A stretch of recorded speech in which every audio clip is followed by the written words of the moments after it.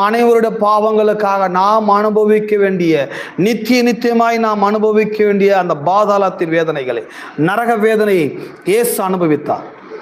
பிசாசுகள் கொண்டாடுகிறது, சாத்தான் ஆட்டம் போடுது, நம்மளை வெக்கப்படுத்த இயேசு பிடிச்சு உள்ள போட்டோம். இவர் தலைகளை நின்னா கூட இனிமே இந்த இடத்தோட அவர் வெளியே போகவே முடியாது. இவர் ஆட்டம் எல்லாம் பூமியிலே தான். பாதாளத்தில் இவர் ஆட்டம் இங்கே பலிக்காது.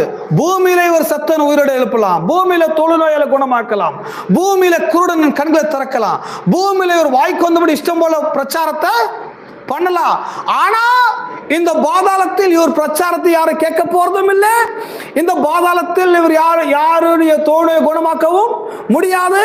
பாதாளத்தில் யாருக்கு இவர் உதவி செய்யவே முடியாது. இன்னும் சொல்ல போனா அவருக்கே உதவி தேவை அப்படின்றத கொண்டாட்டம் பிசாசுக்கு இருந்தது.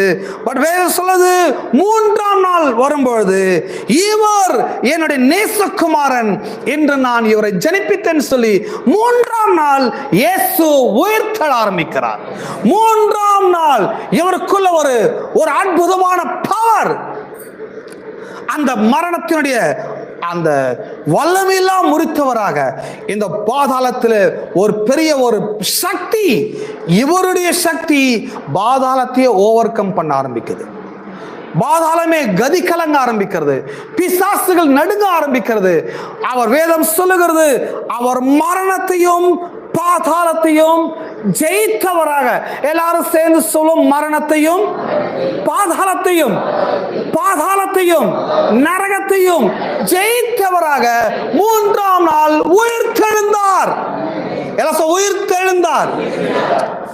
ஒரு பாடலை பாடுறாங்க தமிழ்ல, யூதா ராஜசிங்கம் உயிர்த்தெழுந்தார், உயிர்த்தெழுந்த கிறிஸ்து இனி அவர் மரிப்பது இல்லை. நல்லா பாடுறாங்க, ராகத்தோட தான் பாடுறாங்க, பாட்டு கூட நல்லா இருக்குது. அதை நான் ரொம்ப விரும்புகிற பாடல், வாழ்க்கையில் நான் நிறைய முறை பாடி இருக்கிற பாடல் அது. பட் ஒரு காரியம் புரிஞ்சுக்கோங்க, கிறிஸ்டியானிட்டி என்பது இது ரிலிஜியன் கிடையாது. கிறிஸ்டியானிட்டி என்பது இது ஒரு ராஜ்யத்தை பற்றியது. ராஜா மரித்தார், அடக்கம் பண்ணப்பட்டார், மூன்றாம் நாள் உயிர்த்தெழுந்து விட்டார். உயிர்த்தெழுந்த கிறிஸ்து யூதா ராஜசிங்கமாய் இருக்கிற இவர் ஒருபோதும் மரிப்பது இல்லை. மறுபடியும் இவரை கல்லறையில் வைக்கப்படுவதும் இல்லை, மறுபடியும் இவரை சிலுவையில் அறையப்படுவதும் இல்லை. இது நடந்து விட்டது. ஒரு முறை சிலுவையில் அறைந்தார்கள், ஒரு முறை அடக்கம் பண்ணினார்கள், ஒரு முறை பாதாளத்துக்கு போனார், பாதாளத்தை ஜெயித்தார், கல்லறையை திறந்தார், வெளியே வந்து விட்டார். அப்படி என்றால் முதலாம் நூற்றாண்டில் என்ன நடந்தது? சபைகள் என்ன பிரச்சாரத்தை ஈடுபட்டாங்கன்னு சொன்னா, முதலாம் நூற்றாண்டிலே உயிர்த்தெழுந்தல் கிறிஸ்துவை எங்கும் உள்ள ஜனங்களுக்கு வல்லமையோடு அறிவிக்க ஆரம்பித்தார்கள். சர்ச் என்ன வேலை செஞ்சதுன்னா, உயிர்த்தெழுந்த கிறிஸ்துவை ஜனங்கள் அறிவித்தார்கள். ஒவ்வொரு மனுஷனுக்கும் உயிர்த்தெழுந்த கிறிஸ்துவை அறிவித்துக் கொண்டு இருக்கிறார்கள்.